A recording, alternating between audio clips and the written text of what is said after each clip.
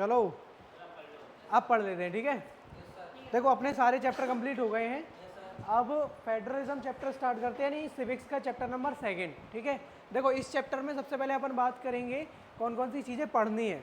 देखो जो अपन बात करते हैं कि कौन कौन सी चीज़ें पढ़नी है इसमें, तो सबसे पहले फेडरलिज्म क्या होता है, ठीक है, यानी व्हाट इज फेडरलिज्म। इसके अलावा फेडरलिज्म के की फीचर्स क्या होते हैं, इसके टाइप्स क्या होते हैं ना, इसके अलावा कौन सी चीज़ें हैं जो इंडिया को फेडरलिज्म बनाती हैं, क्योंकि इंडिया को फेडरल कंट्री बोली जाती है अपनी, पता है इतना तो अपन को। तो ऐसा कौन कौन सी चीज़ें हैं जो फेडरल बोला जाता है। इसके अलावा फेडरलिज्म की प्रैक्टिस कैसे करते हैं, सबसे most important topic decentralization of India, है ना, सब बताऊंगा। अभी तो चैप्टर स्टार्ट भी नहीं हुआ काका, रुक तो जाओ। देखो जब अपन अपने चैप्टर की शुरुआत करेंगे तो देखो सबसे पहले एक एग्जाम्पल से समझो।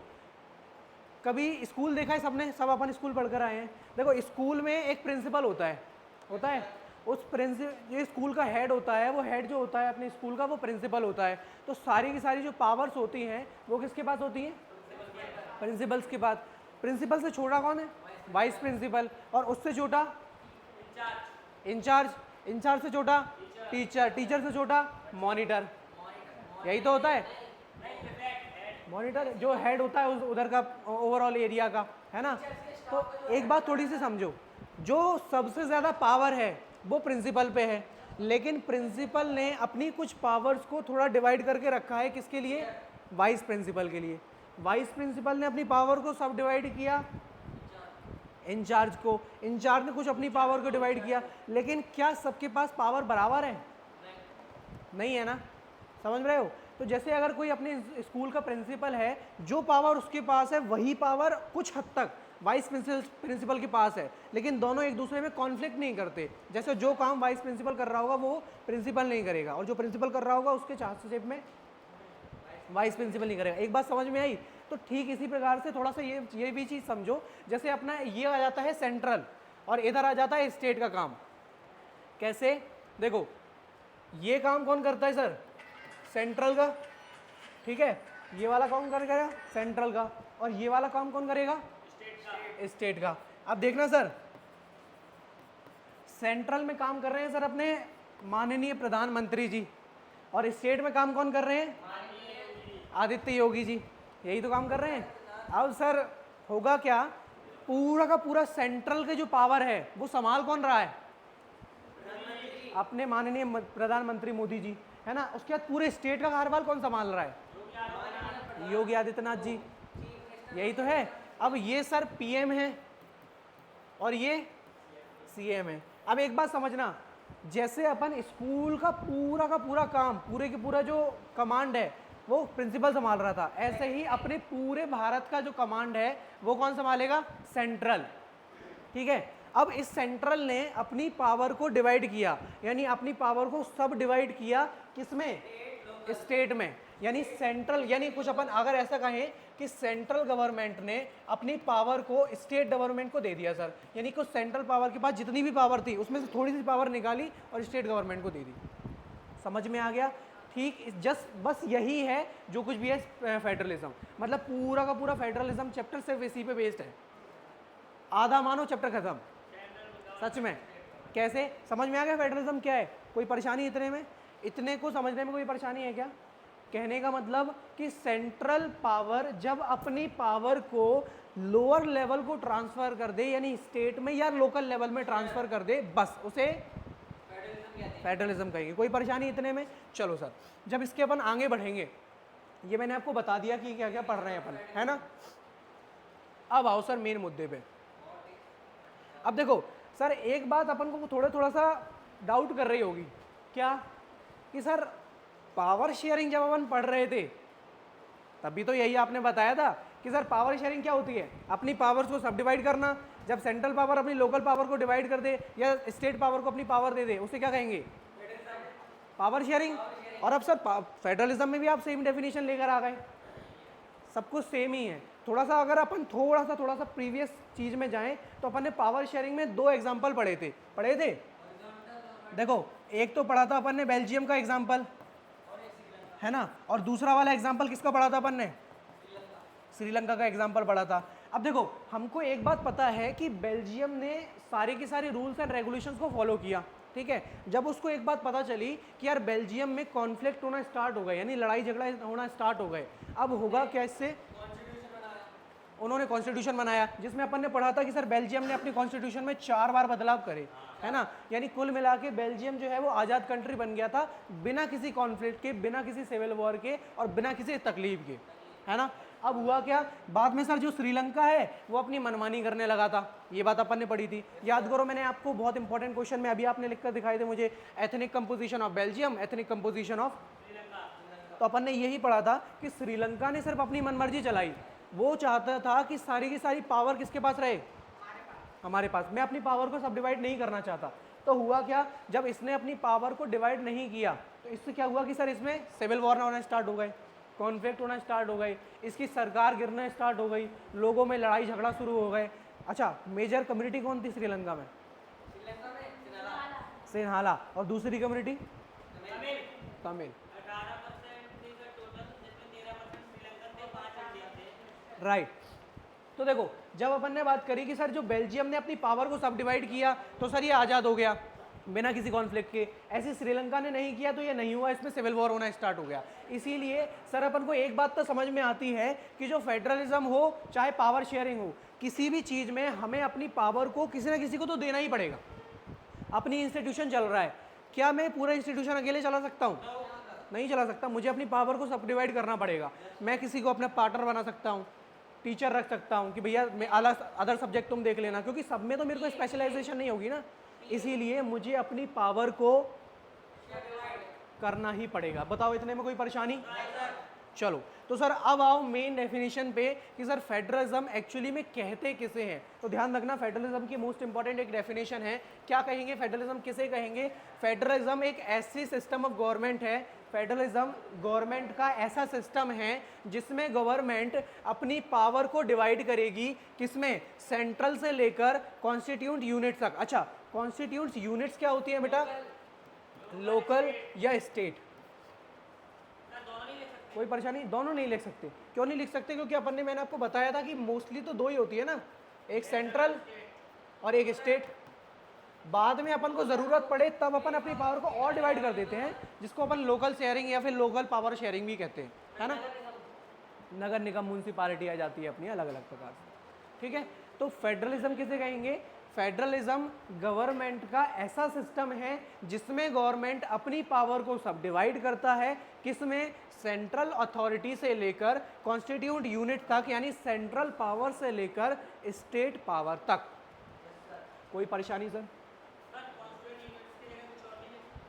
स्टेट और क्यों लिखा है मैंने समझाने के लिए,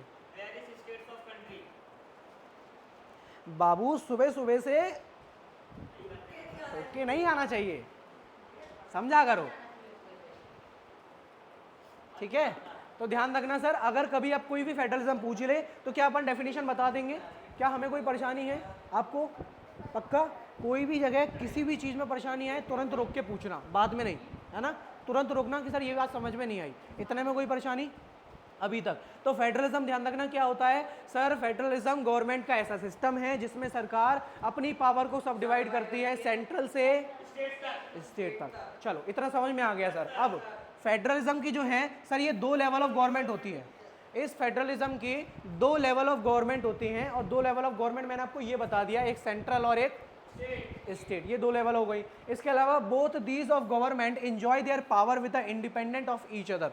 क्या मतलब, ई का क्या मतलब है, बता सकते हो, नहीं बता सकते, थोड़ा बहुत सोचो यार, गलत हो जाए कोई बात नहीं, कोशिश करा करो जितना ज्यादा आंसर करने की। कहने का मतलब देखो, अभी मैंने आपको एक एग्जांपल दिया था, वो स्कूल वाला दिया था, मैंने क्या बोला था अपने क्वेश्चन में, मैंने बोला था कि सर प्रिंसिपल वाइस प्रिंसिपल में दखलांजी नहीं करेगा, बोला था। तो इसमें यही बोल रहे हैं, क्या हो गया, बैठ जा यार, पहले पढ़ ले। देखो, तो मैंने क्या बोला कि जितनी भी लेवल ऑफ गवर्नमेंट है, यहाँ पर दो लेवल ऑफ गवर्नमेंट बोला है तो दो लेवल मान लो, अपने इंडिया में 3 लेवल ऑफ गवर्नमेंट चलता है तो अपन 3 मान लो, ठीक है। तो जितने भी लेवल ऑफ गवर्नमेंट हैं वो सबके सब अपनी पावर को इंडिपेंडेंटली इंजॉय करते हैं। कहने का मतलब कोई किसी के फटे में टांग नहीं अड़ाएगा, समझ गए? मतलब सर सेंट्रल पावर अपना काम करेगी, वो स्टेट उसके बीच में दखलंदाजी नहीं कर सकता। स्टेट अपना काम करेगी, सेंट्रल बीच में नहीं करेगा, ठीक है? लेकिन कब तक नहीं कर सकता? जब तक वो गलत ना हो, है ना? पता चले तुम गलत काम कर रहे हो और तुम कहो कि नहीं हमारे बीच में तुम टांग नहीं अड़ा सकते, तो ये गलत बात है। लेकिन जब तक कोई इंसान सही काम कर रहा है तो वो अपनी पावर्स को बढ़िया एंजॉय कर सकता है, वो भी फुली इंडिपेंडेंट, उसको किसी पे भी डिपेंडेंट रहने की आवश्यकता नहीं है। बोलो कोई परेशानी? क्या इतने में कोई परेशानी? पक्का सब कुछ आ गया? चलो फेडरलिज्म के बाद आ जाओ सर अब इसके की फीचर्स पे।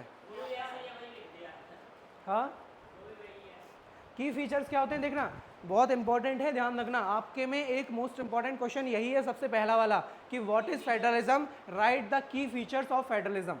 यही वाला आएगा क्वेश्चन आपके, वो भी 4 मार्क्स में आ जाएगा।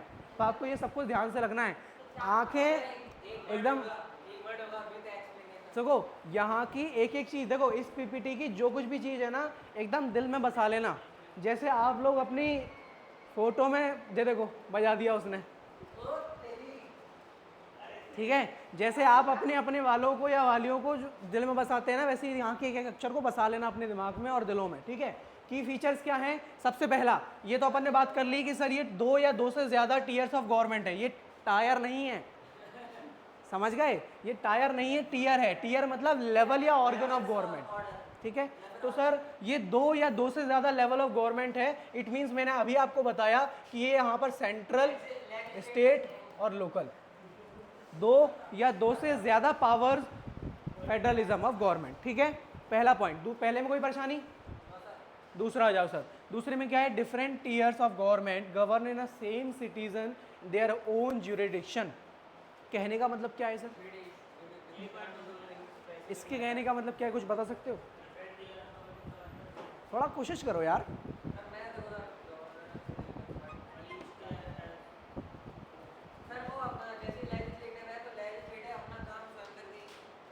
देखो इसमें कहने का मतलब सर ये है कि जितने भी गवर्नमेंट के अलग अलग टीयर होंगे, मतलब अच्छा इतना बात समझ में आ रही है जो मैं कह रहा हूँ? एक एक शब्द समझ में आ रहा है ना? ठीक है। जो भी देखो गवर्नमेंट के जितने भी टीयर्स हैं, गवर्नमेंट के जितने भी टीयर्स होंगे वो सबके सब सेम सिटीजन्स को भी ही ज्यूरिडाइज करेंगे। कहने का मतलब सेम सिटीजन को गवर्न करेंगे। एक बात समझना, एक बात समझना, देखो एग्जाम्पल के तौर पर अपन ले लेते हैं, पहले तो कलर चेंज कर लेते हैं। देखो जैसे मान लेते हैं सर अपना ये पूरा का पूरा इंडिया है, ठीक है? इंडिया को कौन गवर्न कर रहा है? पीएम मोदी जी। ये अपना यूपी का स्टेट है सर, यूपी को गवर्न कौन कर रहा है? अपने योगी जी, माननीय योगी जी। अच्छा एक बात बताओ, क्या यूपी को पीएम जी गवर्न नहीं कर रहे? कर रहे हैं ना? तो क्या सेम सिटीजन्स को अलग अलग लेवल ऑफ गवर्नमेंट गवर्न नहीं कर सकता?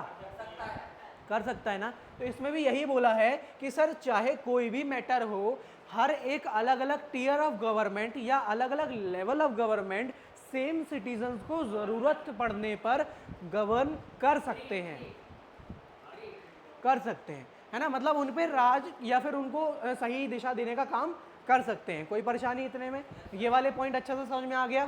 पक्की?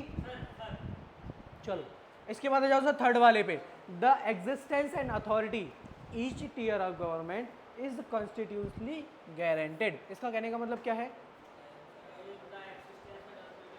यानी हर एक टीयर ऑफ गवर्नमेंट के पास, हाँ हर एक टीयर ऑफ गवर्नमेंट के पास सर कॉन्स्टिट्यूशनली गारंटी रहेगी। जो भी वो काम कर रहा है वो कॉन्स्टिट्यूशन के हिसाब से करेगा, ऐसा नहीं कि उसकी मनमर्जी में आए जो भी करने लगे वो।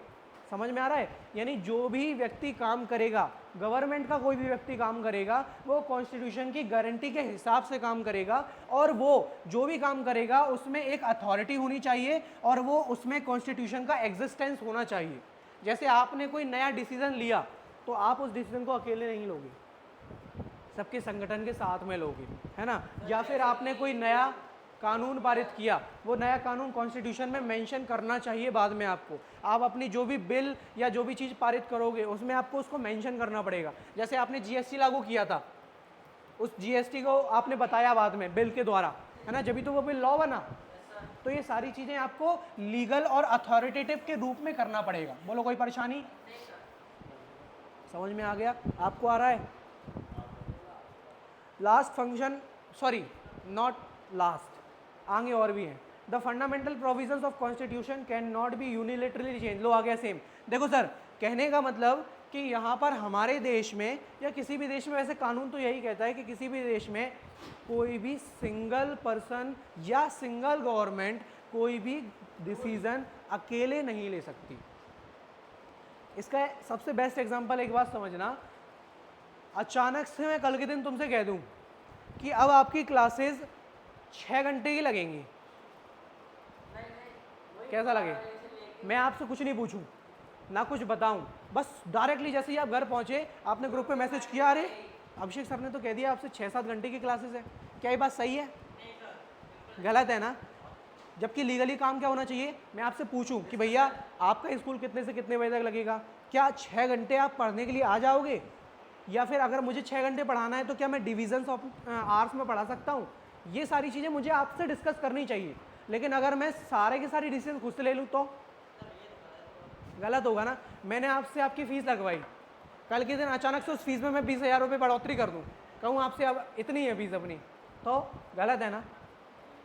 समझ गए क्या कहना चाह रहा हूँ? यानी कहने का मतलब कि सर अपने भारत में या कहीं भी एक level of government, single level of government कोई भी डिसीजन यूनिलेटरी मतलब अकेला डिसीजन नहीं ले सकता। यानी अगर आपको कोई डिसीजन लेना है तो सबके संगठन के साथ और सबके समक्ष होने के साथ आपको डिसीजन लेना पड़ेगा। ऐसा आप मानो जैसे अपन हाउस बैठते हैं अपने, लोकसभा और राज्यसभा, ये दोनों के दोनों की मीटिंग और बैठक होती है, इतना तो पता होगा अपन को। कहाँ होती है, कहाँ होती है मीटिंग? राज्यसभा और लोकसभा की, पार्लियामेंट में। मैं तो उससे पूछ रहा था ना, क्या नाम है अपना? तू अनुष्का है क्या? अनुष्का है तू? चलो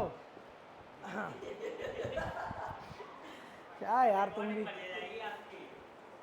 चलो इधर आ जाओ। खैर वो तो अपन को तो बाकी बच्चों के लिए भी करना है यार, बेचारे बच्चे वो लोग कहते हैं कि सर हमें तो आपसे ही पढ़ना है, तो अब क्या कर सकते हैं अपन, उनके लिए करना पड़ता है रिकॉर्ड अपन।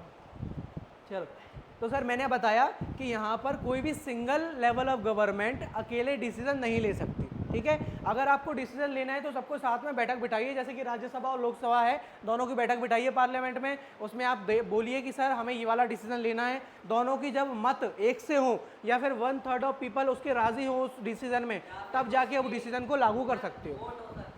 समझ गए? कोई परेशानी? पक्की बात? सबको आ गया ना? चलो अगला। ये तो ये वाले अपन ने करवा दिए, ठीक है। चलो अब आ जाओगे, बहुत है अभी तो और मजे आएंगे, तुम देखो और मजे आने वाले हैं आगे। देखो अगले आगे और की फीचर्स पे देख लेते हैं। देखो अभी कितने की फीचर पढ़े अपन ने। सबसे पहले फेडरलिज्म की डेफिनेशन क्या होती है? ऐसा सिस्टम ऑफ गवर्नमेंट जिसमें गवर्नमेंट अपनी पावर को डिवाइड करती है सेंट्रल से कॉन्स्टिट्यूट यूनिट्स में, उसे फेडरलिज्म कहेंगे। की फीचर्स क्या थे सर? 2 या 2 से ज़्यादा लेवल या फिर पावर ऑफ गवर्नमेंट होती है। दूसरा, कोई भी सिंगल गवर्नमेंट अपना एक डिसीजन, एक मत डिसीजन नहीं ले सकती।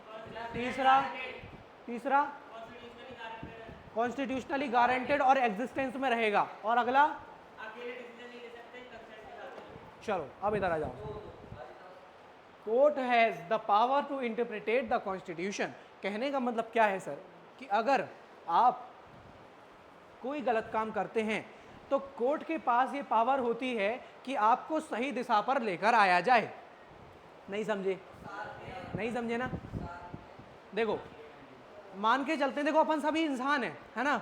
ऐसा मान लेते हैं कि आगे चल के किसी मिनिस्टर से कोई गलती हो जाए, किसी मिनिस्टर से कोई गलती हो जाए या फिर अपनी गवर्नमेंट से कोई गलती हो जाए, ठीक है, हो गई मान लो। जैसे मान लो अपनी किसी गवर्नमेंट लेवल ऑफ गवर्नमेंट से गलती हो जाए तो क्या होगा? उस गलती को सुधारने के लिए कोर्ट बीच में आएगा।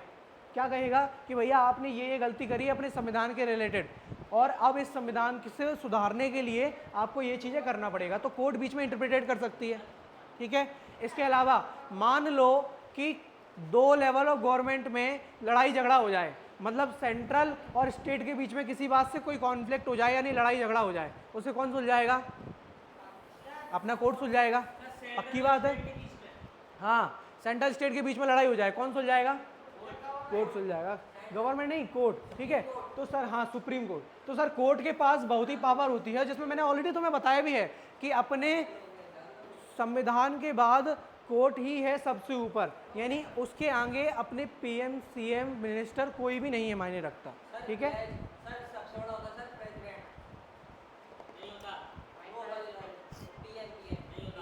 ठीक है, देखो ये सब मायने रखते हैं, लेकिन कोर्ट के आगे नहीं, क्योंकि आप अगर कोई गलती कर रहे हो तो कोर्ट उसको बराबर सजा दे सकती है। हाँ हाँ, सुप्रीम कोर्ट के जजेस, रिटायर्ड जजेस और प्रेसिडेंट। देखो सबको ओथ दिलाने के तरीके अलग होते हैं और लोग बाग भी अलग अलग होते हैं, है ना। जैसे इनको अगर ओथ दिलवाना है, मतलब जो आप कह रहे थे, तो उसके लिए अपन रिटायर्ड जजेस होंगे सुप्रीम कोर्ट के और प्रेसिडेंट, वो लोग ओथ दिलवाएंगे, ऐसा रहता है। अभी पूछ लेना, पहले इसको कर लें।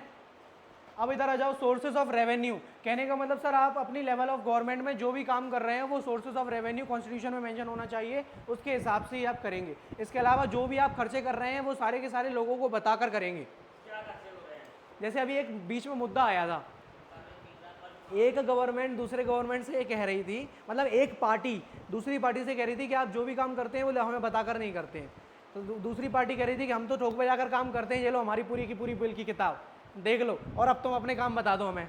सुने थे, नाम नहीं लूंगा बस,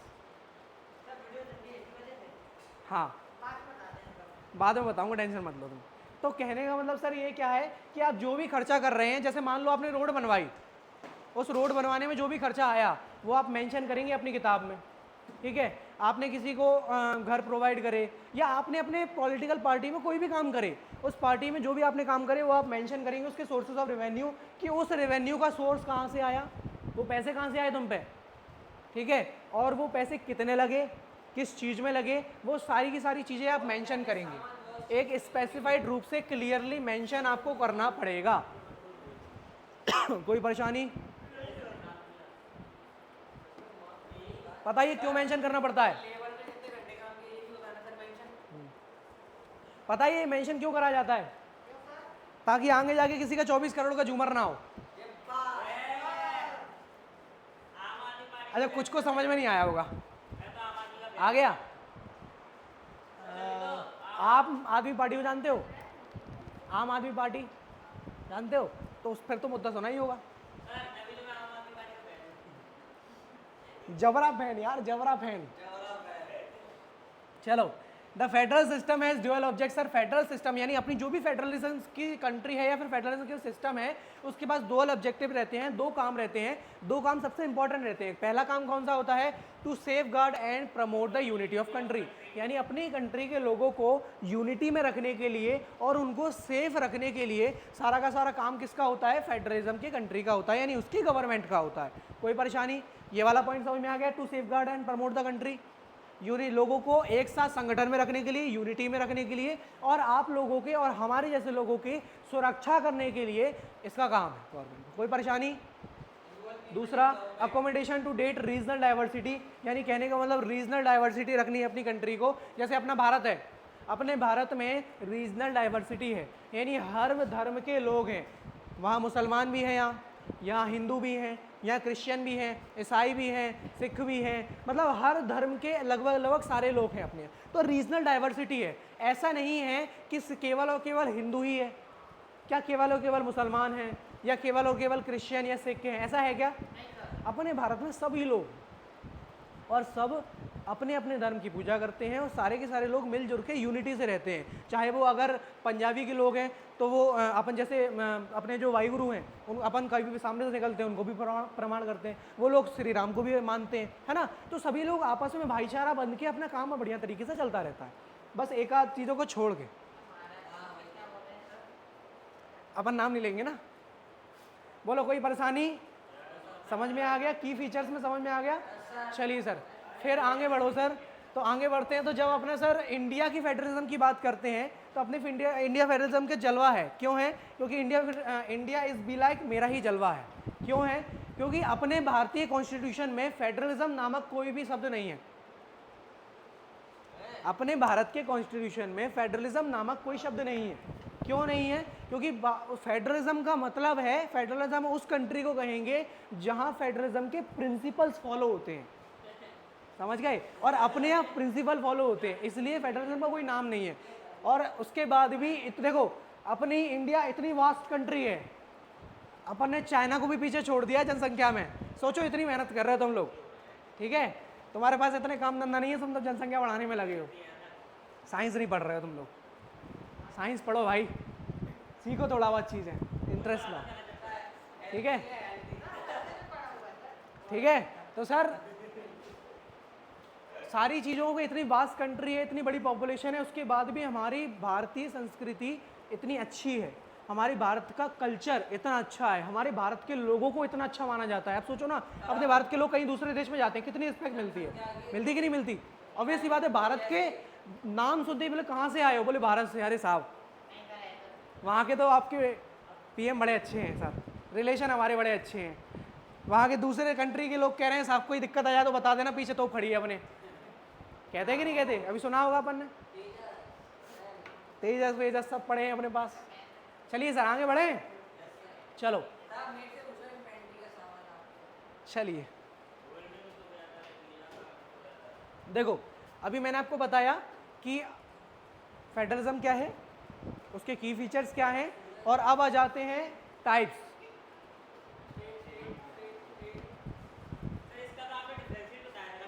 हाँ, पहले वो इंट्रोडक्शन में बताया था मैंने, अब अपन प्रॉपर चैप्टर कर रहे हैं, वो इंट्रो था सिर्फ। आ जाओ सर, देखो दो प्रकार की कंट्री होंगी अपनी, कैसी? एक होंगी सर होल्डिंग टुगेदर और एक होगी कमिंग टुगेदर। अब सुनना ध्यान से, होल्डिंग टुगेदर और कमिंग टुगेदर क्या होता है? क्यों? क्योंकि आपके में डिफरेंस आता है सर, एक डिफरेंस का क्वेश्चन मोस्ट बहुत सारा पीवाईक्यू में आया है। अब आपको याद भी होगा कि जब मैं बाद में आपको पीवाईक्यू का क्वेश्चन देता हूँ तो सारे के सारे पीवाईक्यू क्वेश्चन डालता हूँ ना।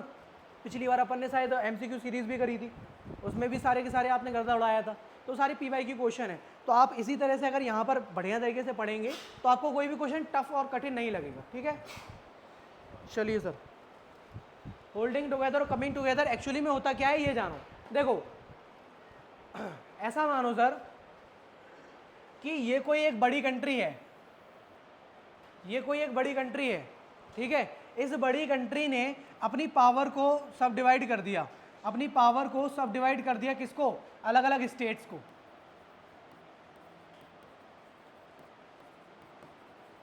ये सारे अलग अलग स्टेट्स को, एक बड़ी कंट्री ने अपनी अलग अलग स्टेट्स को अपनी पावर को सब डिवाइड कर दिया, आप उसे क्या कहोगे? Coming together. ये देखो, ये आपकी सेंट्रल लेवल ऑफ गवर्नमेंट है, इस सेंट्रल लेवल ऑफ गवर्नमेंट ने अपनी पावर को अलग अलग स्टेट्स को डिवाइड कर दिया, देखो हो गया, इसे कहेंगे कमिंग टुगेदर, ठीक है? कोई परेशानी इतने में? हाँ, छोटे छोटे स्टेट्स को मिलाकर कंट्री, बड़ी कंट्री से छोटी बनी। अब इसने छोटी छोटी कंट्री से मिलकर एक बड़ी कंट्री बन गई, वो होल्डिंग टुगेदर हो गया। कोई परेशानी? इसका प्रॉपर डेफिनेशन देखो ना भाई, पूरा प्रॉपर डिफरेंस देखो।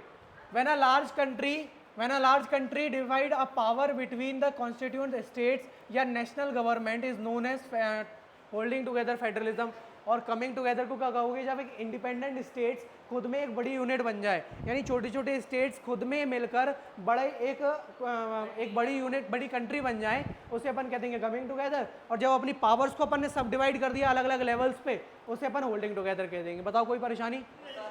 ये डिफरेंस आएगा, ध्यान रखना। सारी चीज़ें आपको समझ में आ रहा है? अपन को आ रहा है? पक्की? हाँ नहीं? हाँ। दूसरा देखो, central government tend to more power. Central government के पास, देखो होल्डिंग टुगेदर में सेंट्रल गवर्नमेंट के पास सबसे ज़्यादा पावर रहेगी, ठीक है? और कमिंग टुगेदर में सारे के सारे कॉन्स्टिट्यूएंट यूनिट्स के पास सारी पावर रहेगी, यानी सभी लोगों के पास इक्वल पावर रहेगी। इसके अलावा very often different to a constituent unit है अनइक्वल पावर। यहाँ पर अनइक्वल पावर का बहुत अच्छा, ये वाला पॉइंट समझा सकते हो? बता दूंगा मैं।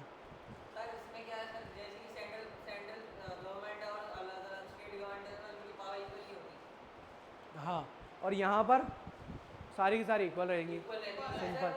ऐसा मानो जब एक लार्ज कंट्री, एक बड़ी कंट्री जब छोटे छोटे स्टेट्स में पावर को सब डिवाइड कर रही है, वो ये हो गई, और जब कोई इंडिपेंडेंट स्टेट्स, छोटे छोटे स्टेट्स, इंडिपेंडेंट स्टेट्स मिलकर बड़े स्टेट्स बन जाएं, वो कमिंग टुगेदर। इसका सबसे बेस्ट एग्जांपल देखो यूएसए। अब ये मत पूछना क्यों, क्योंकि अपन ने हिस्ट्री के पहले चैप्टर में पढ़ा था 1707। याद आ गया? चलो। हाँ है ना, सारे ये कॉन्स्टिट्यूंट यूनिट्स ही स्टेट्स होते हैं।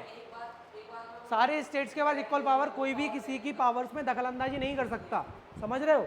यानी जैसे हाई कोर्ट जो काम कर रही है उस पर लोअर कोर्ट दखल अंदाजी नहीं करेगा ना, सुप्रीम कोर्ट करेगा। हाँ, अगर अपन से कोई डिसीजन लेना है, जैसे मान लो हाई कोर्ट को सुप्रीम कोर्ट से कोई डिसीजन पेंडिंग है, कोई इसको डिसीजन लेना है या कुछ पूछना है, तब ही वो इंटरप्रेटेट करेगा, वैसे नहीं करेगा। इसी प्रकार से जब कोई बड़ी कंट्री अपनी पावर को डिवाइड कर दे, होल्डिंग टुगेदर, छोटे छोटे स्टेट्स एक साथ मिलकर बड़ी कंट्री बन जाए, कमिंग टुगेदर। इसके पास सर इक्वल पावर नहीं रहती, इसके पास इक्वल पावर रहती है। इसके एग्जांपल्स आपको पता है, जैसे कि अपना भारत हो गया और ये यूएसए। कोई परेशानी?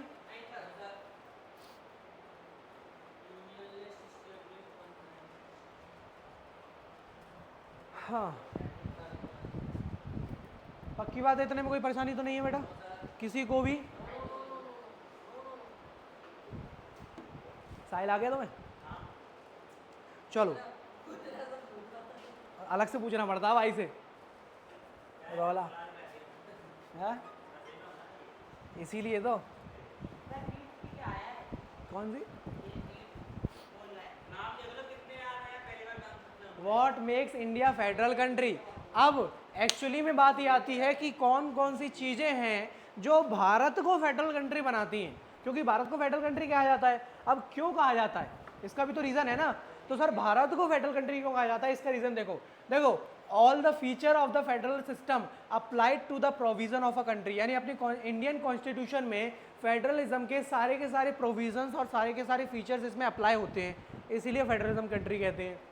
दूसरा, the Indian constitution three fold distribution of legislative power between union power and the state power, यानी अपन ने हर एक पावर को सब डिवाइड करके रखा है और हर एक लेवल को इक्वल पावर दे के रखी है। जैसे मैंने आपको 3 लेवल भी बताया था उस टाइम पे, एक सेंट्रल हो गया, एक अपना स्टेट हो गया और एक अपना लोकल हो गया। ये तीनों के पास अपने इक्वल पावर है और कोई भी किसी के बीच में इंटरप्रेटेट नहीं कर सकता। तो इन सभी लोगों में हर एक चीज़ और हर एक फीचर फेडरलिज्म के जो भी अपन ने पढ़े, फेडरलिज्म के फीचर याद है ना, याद है कि नहीं? तो जितने भी फेडरलिज्म के फीचर पढ़े, क्या वो अपने भारत से कोरिलेट होते हैं? होते कि नहीं होते? अच्छा देखना, थोड़ा सा आप खुद से रिलेट करके देखो सारी चीजें।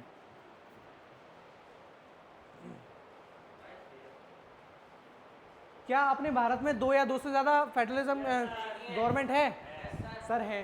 क्या अपने भारत में सेम सीजन को गवर्न करते हैं सारी चीज़ें? करते हैं। मैंने अभी एग्जांपल बताया था यूपी का, याद है? अच्छा इधर देखो, क्या अपने भारत की जो भी सरकारें हैं वो जो भी काम करती हैं वो क्लियरली एग्जिस्टेंस के साथ और अथॉरिटी के साथ करती हैं? हाँ करती हैं। अच्छा अपनी जो गवर्नमेंट कॉन्स्टिट्यूशन या फिर अपने भारत के जो कॉन्स्टिट्यूशन में जो भी चीज़ें बोली गई हैं, क्या अपना भारत उसको मानता है? हाँ मानता है। क्या अपने भारत की गवर्नमेंट या पॉलिटिकल पार्टी जो भी डिसीजन लेती है, क्या सिंगल ले लेती हैं? नहीं लेती ना। अगर सिंगल डिसीजन ले रही होती है तो अपोजिशन पार्टी आज होती ही नहीं एग्जिस्टेंस। आज दोनों मिलकर डिसीजन लेती हैं, इसीलिए रूलिंग पार्टी और अपोजिशन पार्टी दोनों के दोनों एक दूसरे के साथ मिलकर चल रहे हैं, इसीलिए पैरेलल चल रही हैं दोनों। समझ में आ गया? तो ये भी सर फीचर आ रहा है इसके अपने भारत में। आगे वाला जो अपन ने फीचर पढ़ा था, कोर्ट सर इंटरप्रेटेट कर सकती है अगर कुछ गलत काम होता है तो। सारे सोर्सेज ऑफ पावर बताते ही अपनी सरकार की कहाँ से कितना सोर्स आया, किस चीज़ में अपन ने खर्चा किया, है ना। इसके अलावा सारी सेफगार्ड प्रमोट करती है, हम जैसे लोगों को सिक्योर करती है अपन को, वरना अपन इतने अच्छे से नहीं बैठे होते। इसके अलावा रीजनल डाइवर्सिटी है, आज आप लोग अलग अलग कास्ट के अलग अलग लोग हैं, है ना, लेकिन अपन लोग किसी को भी कुछ नहीं कह सकते। ये अच्छी बात है अपनी, क्योंकि अगर ऐसा होता तो अपार्थाइड सिस्टम होता फिर तो। समझ रहे हो? इसीलिए चलिए, क्या इतने में कोई परेशानी? तो ये सारे की फीचर्स जब अपने भारत में अप्लाई हो रहे हैं, जब अपने भारत में इंश्योर हो रहे हैं, तब इसीलिए अपन इसको कह सकते हैं कि सर फेडरल कंट्री है। अब समझ में आ गया कि अपना फेडरल कंट्री फेडरल क्यों है, अपना भारत फेडरल कंट्री क्यों है, तो समझ में आ गया। और जैसे कि मैंने आपको बताया कि भाई although it did not use the word of federation, यानी अपने फेडरेशन का वर्ड इसमें यूज़ ही नहीं हुआ। और जब उसके बाद जैसे ही अपन लोगों को पता चला कि सर फेडरल जो शब्द है वो अपने कॉन्स्टिट्यूशन में यूज़ ही नहीं हुआ, तो सिर्फ अपने मुंह से एक ही चीज़ निकली, समझ गए? कोई परेशानी सर?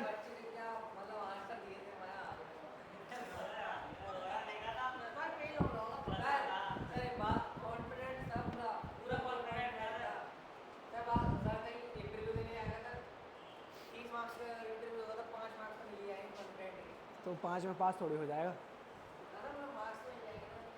चलिए सर, तो the Indian union is based on the principle of the federation, यानी भले ही फेडरेशन का कोई नाम नहीं है, लेकिन उसके बाद भी जो फेडरलिज्म के फीचर्स हैं वो अपने भारत में अप्लाई होते हैं। इसीलिए अपने भारतीय कंट्री को, यानी अपनी इंडियन कंट्री को फेडरल कंट्री कहा जाता है। कोई परेशानी सर? चलिए आगे बढ़ो सर, बहुत है अभी तो टाइम।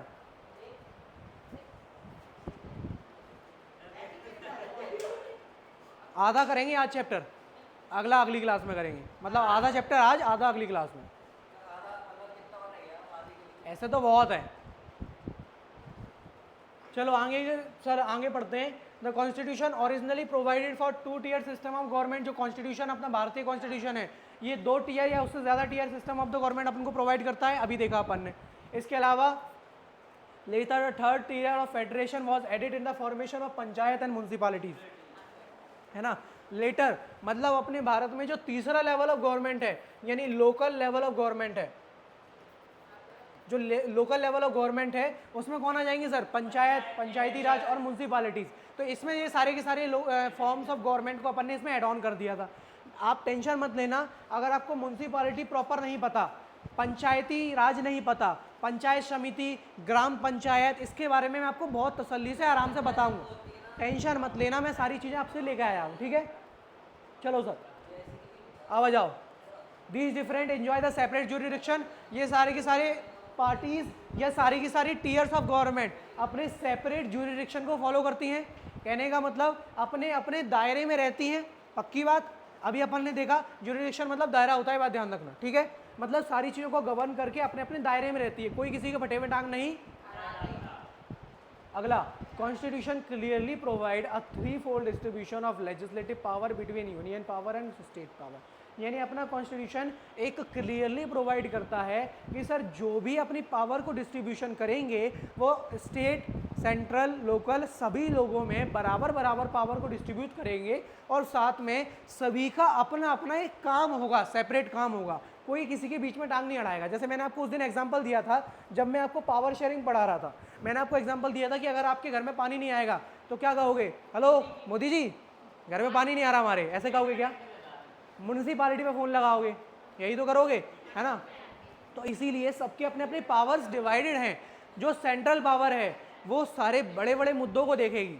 सेंट्रल पावर तो समझ में आ गया ना सब कुछ। तो सेंट्रल पावर बड़े बड़े मुद्दों को देखेगी। जैसे 2 कंट्री में लड़ाई हो गई, जैसे अपनी भारत पाकिस्तान की लड़ाई हो गई थी, तो क्या तुम लोगों ने देखी थी, सुलझाई थी? नहीं ना। तुम लोगों ने लड़ी थी? नहीं ना। कौन ने देखी? सेंट्रल पावर ने। समझ में आ गया? नहीं प्रेसिडेंट ने, पीएम ने। हाँ, ये सबसे अच्छा काम था। अपन को पहली बार सारी की सारी अपोजिशन और रूलिंग पार्टी एक साथ मिलजुल कर काम करने के लिए, देखने के लिए मिली थी इस चीज़ में। चलिए सर, तो इसमें अपन ने ये बात देखी। इसके अलावा सारी चीज़ें आपको समझ में आ गई होंगी जहाँ तक मैं अनुभव कर रहा हूँ।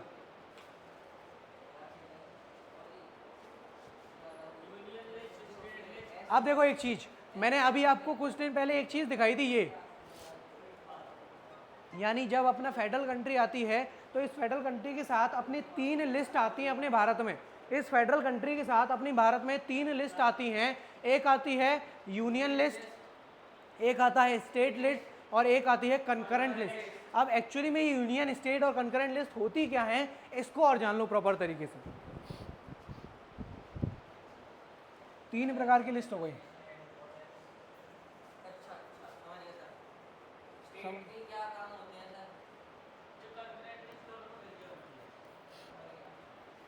अब देखो यूनियन लिस्ट क्या होता है सर?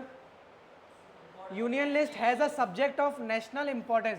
जितने भी राष्ट्रीय मुद्दे होंगे जो मैंने अभी आपको बताए, जैसे दो कंट्री में लड़ाई हो गई, ठीक है, कोई वॉर छिड़ गई, सिविल वॉर हो गई, या किसी पर कोई जो बड़े बड़े मुद्दे होते हैं, या अपने संविधान के कोई राइट्स का हनन कर लिया गया, अबॉलिश कर दिया हो कोई चीज़ को, जितने बड़े बड़े मुद्दे होंगे, जितने नेशनल इंपॉर्टेंस के मुद्दे होंगे, जैसे डिफेंस के मुद्दे हो गए, है ना, ये सारे के सारे मुद्दे कौन संभालेगा?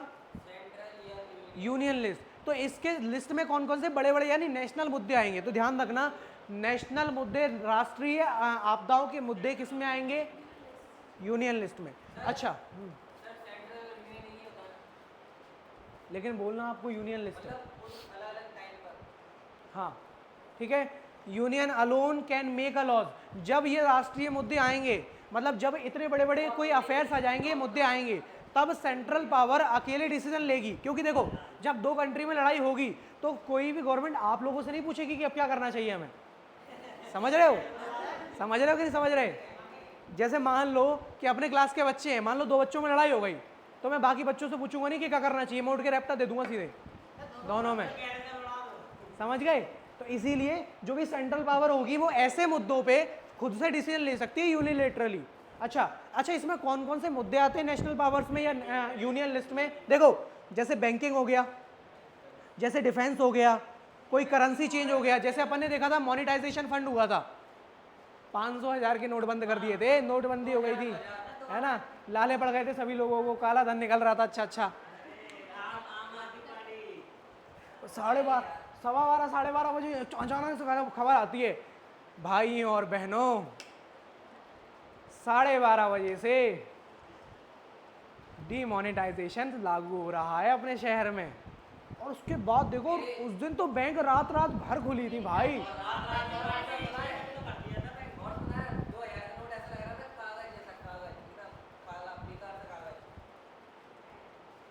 अच्छा, इससे एक बात तो समझ में आती है अपन को, पावर की पावर है, माना ये नोट तो कागज है।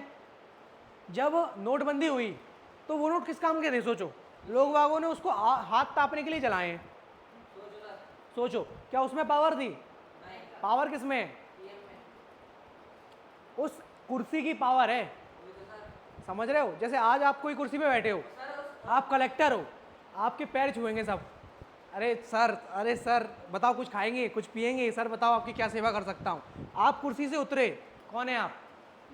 यही तो होता है, यही तो होता है कि नहीं होता? तो पावर कुर्सी की है सर, ये ध्यान रखना। चलो, तो यूनियन लिस्ट में आशा करता हूँ आपको बहुत बढ़िया तरीके से समझ में आ गई होगी। यानी यूनियन लिस्ट में सारे के सारे नेशनल मुद्दे जो भी आएंगे वो यूनियन में आ जाएंगे, जैसे डिफेंस, करेंसी, बैंकिंग सिस्टम, या फिर कोई नेशनल फॉरेन अफेयर्स आ जाएगा, या कोई कम्युनिकेशन सिस्टम में आ जाएगा, ये सारे के सारे यूनियन लिस्ट में आ जाएंगे। अगला देखो, स्टेट लिस्ट। अब देखो, जितने भी सब्जेक्ट होंगे वो स्टेट से रिलेटेड, जो लोकल से रिलेटेड सब्जेक्ट होंगे वो सब के सब किस में आएंगे? स्टेट के मुद्दे में। हाँ, जैसे अच्छा, इस टाइम पे जब ये मुद्दे आएंगे तब स्टेट अपने पास पावर रखेगी। जब नेशनल मुद्दे चल रहे थे तब नेशनल के पास पावर थी और खुद से वो डिसीजन ले सकती थी। अब स्टेट के पास कोई बात आ रही है तो स्टेट के पास पावर होगी, ये बीच में इंटरप्रेटेड नहीं करेगा अब, तो ये खुद से अब कोई भी डिसीजन ले सकती है। इसके कौन कौन से मुद्दे होंगे आप सोचो, स्टेट लिस्ट के कौन कौन से मुद्दे हैं? जैसे कि पुलिस, ट्रेड एंड कॉमर्स, कोई एग्रीकल्चर या कोई इरिगेशन, ये सारे रिलेटेड कोई सब्जेक्ट आ जाए, फसल वगैरह में कोई परेशानी, स्टेट लिस्ट, अरे सरकार की जमीन यार, तो स्टेट लिस्ट में आ जाएगा, कोई परेशानी। तीसरे नंबर पे आ जाओ कंकरेंट लिस्ट, कंकरेंट लिस्ट आ जाओ सर। कंकरेंट लिस्ट क्या होती है? ऐसे सब्जेक्ट, सुनो, यूनियन में नेशनल मुद्दे, स्टेट में स्टेट के मुद्दे। अब सुनना, जब राष्ट्रीय मुद्दे और स्टेट के मुद्दे जब आपस में एक साथ जुड़ जाएं वो हो जाएगा, यानी ऐसे सब्जेक्ट जो इंटरेस्ट सेंट्रल के भी और स्टेट के भी, जो कॉमन इंटरेस्ट हो, कॉमन सब्जेक्ट मुद्दे हो, उसे अपन कंकरेंट लिस्ट में रखेंगे, ठीक है। इसके अलावा both the central and state can make frame laws, कहने का मतलब ऐसे टाइम पे अब दोनों के दोनों सेंट्रल पावर और स्टेट पावर मिलकर कोई डिसीजन बनाएंगे और उसी को माना जाएगा। वो कौन कौन से मुद्दे हो सकते हैं बेटा? बना तो रहे हैं, ये अपने अपने डिसीजन करेंगे। और जो भी डिसीजन सही होगा उसको माना जाएगा। समझ गए? कौन कौन से मुद्दे होंगे? जैसे एजुकेशन सिस्टम हो गया आपका, कोई फॉरेस्ट हो गया, ट्रेड एंड यूनियन हो गया, कोई मैरिज, एडॉप्शन, सक्सेशन, ये सारी चीज़ें बाद में बताऊंगा। ठीक है? जैसे एजुकेशन सिस्टम में बदलाव करना है, वो दोनों मुद्दे हैं, ये इसमें आ जाएंगे। फॉरेस्ट है आपका, फॉरेस्ट के 3 कानून बनाए जाते हैं, आपको पता होगा। फॉरेस्ट को अपन ने 3 भागों में डिवाइड किया है, प्रोटेक्टिव, रिजर्व्ड। पढ़े कि नहीं पढ़े? पढ़े ना, 9th में पढ़े होंगे आपने, नहीं पढ़े? जाने कौन से स्कूलों से पढ़ के आए हो तुम, तगड़े स्कूलों। वो तो भगवान का भला है जो यहाँ पे अच्छा पढ़ रहे हो। सच में कभी कभी तो मुझे भी लगता है जाने कहाँ से पढ़कर आए हो तुम यार। ऐसा बोलो ना कि सर हमें कमी थी, हमने नहीं पढ़ा है। बेचारे स्कूल का नाम खराब कर रहे हैं। बच्चे तो डमी स्कूल जा रहे हैं यार, डमी स्कूल। चलो, क्या हमें ये तीनों लिस्ट समझ में आ गई? कोई परेशानी?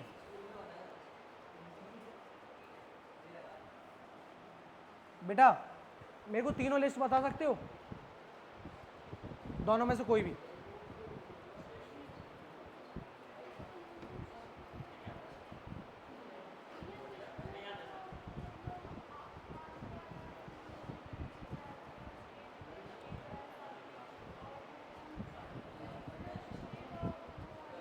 हाँ ठीक है, एग्जाम्पल दे सकते हो? नहीं दे सकते? यूनियन लिस्ट के एग्जाम्पल जैसे डिफेंस, बैंकिंग, करेंसी, ये यूनियन के हो जाएंगे। स्टेट के एग्जाम्पल कंकरेंस के, वो तो एजुकेशन हो गया, फॉरेस्ट हो गया, ट्रेड एंड कॉमर्स। स्टेट के बताओ। इरिगेशन, हाँ, और यूनियन में वो कॉमर्स, ध्यान, एग्रीकल्चर, ये ध्यान रखना। ठीक है, चलिए। की फीचर्स रिपीट कर सकते हो? की फीचर्स रिपीट कर सकते हो? अच्छा बाद में पूछूंगा, चलो कोई बात नहीं। तो मैं आशा करता हूँ ये चीज़ समझ में आ गई होगी। आ जाओ सर, थोड़ा सा और कर लें। अच्छा इतना ही कर लेंगे आज के लिए, ठीक है? हाँ अभी रुक जाओ। अब देखो 3 लिस्ट पढ़ी अपन ने, कौन कौन सी? Union, state, concurrent. जब तीनों के तीनों मुद्दे इसमें कवर हो जाएं, अब बाकी कुछ मुद्दे जब बच जाएं उसको रखेंगे अपन रेसिड्यूरी सब्जेक्ट में। तो ये समझ में आ गया कि रेसिड्यूरी सब्जेक्ट क्या होता है? यानी जो मुद्दे यूनियन, स्टेट और कंकरेंट लिस्ट से बच जाएं उसे अपन रेसिड्यूरी सब्जेक्ट में रख जाते हैं। ठीक है, जैसे आपने सवेरे कोई सब्जी बनाई, वो बच गई, उसको आप अलग रखते हो ना शाम की सब्जी से, कि मिला लेते हो? नहीं मिलाते ना, अलग अलग रखते हो ना। तो ऐसी प्रकार से जब आपने अलग सब्जी बनाई उसको अलग रखो और रेसिड्यूरी सब्जेक्ट को अलग रखना। ठीक है सर? यानी आपने यूनियन, स्टेट और कंकरेंट लिस्ट में जो भी सब्जेक्ट को बिठाया है अपने अपने जगह पर, उससे मुद्दे बच जाएं तो बचे हुए मुद्दे किस में आ जाएंगे? रेसिड्यूरी सब्जेक्ट में। कोई परेशानी?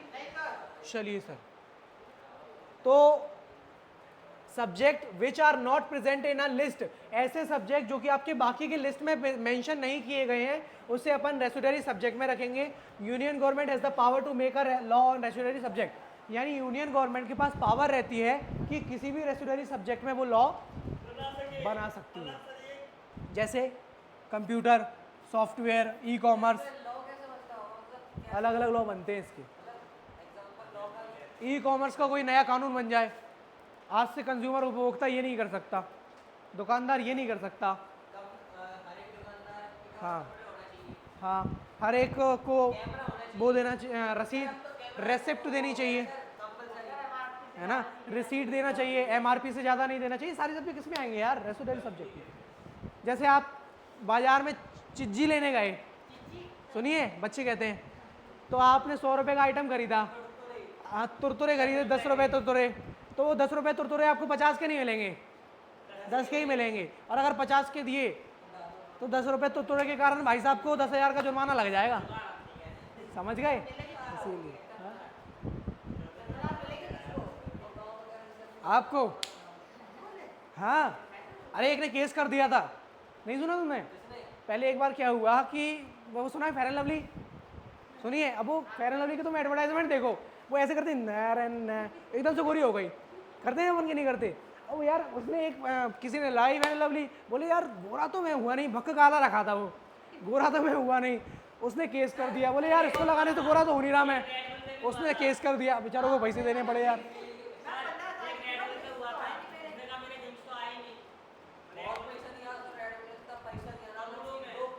देना पड़ता है भाई, इसीलिए तो कहते हैं कि जो सोच समझ कर काम करो, समझे? इसलिए तो अच्छा तुमने इसलिए देखा होगा कि अब जो रेड बुल जो भी एडवर्टाइजमेंट निकाल रही है वो बहुत सोच समझ के निकाल रही है। जैसे वो स्नेक वाला एग्जांपल निकाला उसने बोला कि मेरे विग्स नहीं निकले, लेकिन उसने ये भी देखा कि मैंने पिया नहीं, सीधे गटक लिया, उसने दिखाया है उस चीज़ में, देखा आपने? इसीलिए क्योंकि कोई ये ना बोल दे कि भाई साहब रेड बुल को भी मेरे तो पंख निकले ही नहीं है, तो ऐसा होता नहीं है। हाँ, लिख रहा रहता है। अब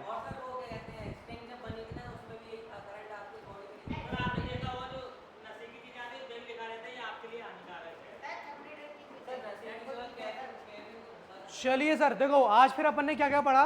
सबसे पहले फेडरलिज्म क्या होता है, की features, types of federalism, coming together, holding together, इसके अलावा union state, state list, internal list और रेस्ट्रिक्टेड लिस्ट। इतने में कोई परेशानी नहीं है, आशा करता हूँ मैं आपसे, है ना? अब इसके बाद की जितनी भी सब्जेक्ट होंगे, यानी इसके बाद के जितने भी टॉपिक होंगे वो अपन नेक्स्ट क्लास में कवर करेंगे। छुट्टी नहीं है, अभी बैठना है। हाँ जाओ, एक एक तो जाओगे, ठीक है? अब वो अगली क्लास में कवर करेंगे।